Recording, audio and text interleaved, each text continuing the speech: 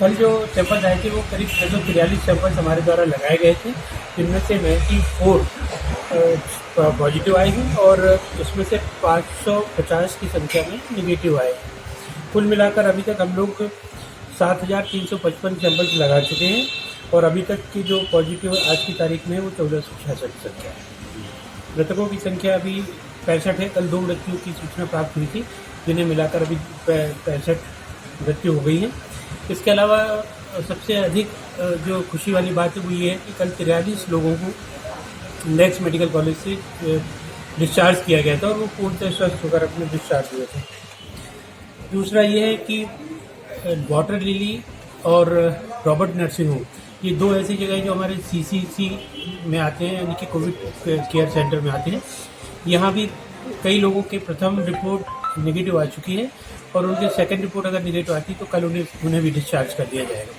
इसी प्रकार अरविंदो में भी कम से कम 80 से 85 लोग हैं जिनकी सेकंड रिपोर्ट पॉजिटिव आने पर उनको छुट्टी कर दी जाएगी। नेगेटिव जी, वहाँ के दोनों की जगह के सैंपल की रिपोर्ट, साथ में इंदौर की जो एमजीएम की रिपोर्ट है वो भी शामिल है और एमआरटीवी के आईआरएल में जो अभी नया चालू हुआ है सीबी नॉट मशीन के द्वारा वो भी शामिल है। अभी पुडुचेरी की तो लगभग समाप्त हो गई और 200 की संख्या में अभी पेंडेंसी होगी। अब कोई बैकलॉग नहीं है और संभवतः हमें एक दिन में ये रिपोर्ट प्राप्त होने लगी।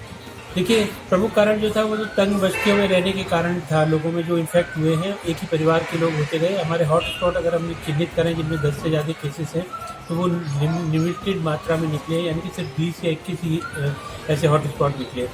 बाकी वहाँ से किसी का आवागमन लॉकडाउन का पूरी तरह से पालन ना हुआ हो, कोई व्यक्ति एक जगह से दूसरी जगह चला गया हो तो वो भी एक कारण हो सकता है।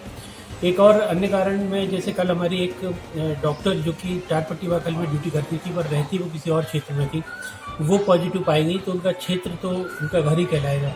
इस तरह से कार्य क्षेत्र के कारण या कहीं आने जाने के कारण भी कई लोग संक्रमित हो जाते हैं और वास्तव में उस क्षेत्र में उस बीमारी का कोई संक्रमण नहीं होता।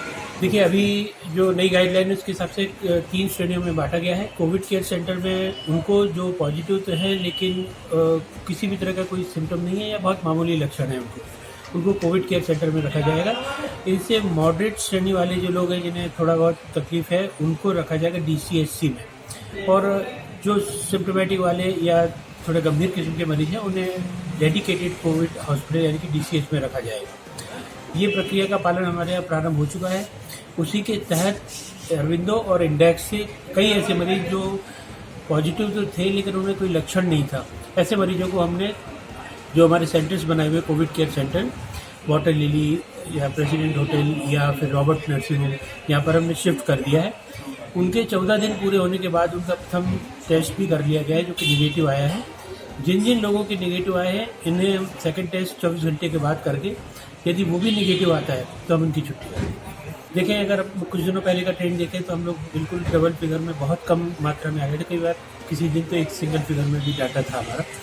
और ये जो अभी आंकड़े आए हैं, 94 का जो आंकड़ा आया है, इसमें बहुत पुराने सैंपल्स भी शामिल थे और काफ़ी मात्रा में लगभग 650 सैंपल्स का टेस्ट लगा था। तो इस तरह से यदि देखें हम इस ट्रेंड को तो ये बैकलॉग निपट जाने के बाद अब ऐसा प्रतीत नहीं होता है कि हमारी पॉजिटिव टेस्ट की संख्या बढ़ेगी, जबकि हम लोग सैंपलिंग की रेट बढ़ा रहे हैं। जो हमारा सर्वे कार्य चल रहा था जिसमें हमने 25 लाख लोगों को अभी तक कवर कर चुके हैं, वो बफर एरिया में अब काम कर रहा है, यानी कि कंटेनमेंट एरिया, उसके बाहर चारों तरफ जो 3 किलोमीटर तक का बफर एरिया है उनमें भी काम कर रहे हैं। और जो भी ILI और सारी यानी कि सर्दी जुकाम के जो भी मरीज मिल रहे हैं उनका हम पूरी तरह से परीक्षण कर रहे हैं।